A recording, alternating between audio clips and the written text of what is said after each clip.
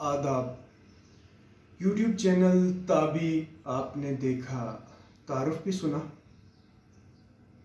आपकी हौसला अफजाई देखकर महसूस हुआ आप तवज्जो दे रहे हैं और ऐसी चीज़ें पसंद कर रहे हैं। मज़ीद हम उसमें ऐड करेंगे शुरा की नज़में, गज़लें और शायरी। आगाज़ करते हैं एक नज़म सागर सिद्दीकी की औरत के हवाले से।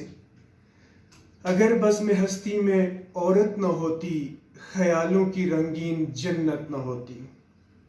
सितारों के दिलकश फसाने न होते, बहारों की नाजुक हकीकत न होती।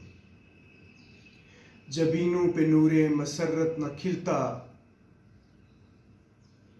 निगाहों में शाने मरवत न होती। गटाओं की आमद को सावन तरसते, फजाओं में बहकी बगावत न होती। फकीरों को इरफान हस्ती न मिलता, अता जाहिदों को इबादत न होती। मुसाफिर सदा मंजिलों पर भटकते, सफीनों को साहिल की कुर्बत न होती। हर एक फूल का रंग फीका सा रहता, नसीमे बहारा में नखत न होती। खुदाई का इंसाफ खामोश रहता, सुना है किसी की शफात न होती। सागर सिद्दीकी की नज़म थी। तख़य्युल सागर सिद्दीकी का, अंदाज़ हमारा था।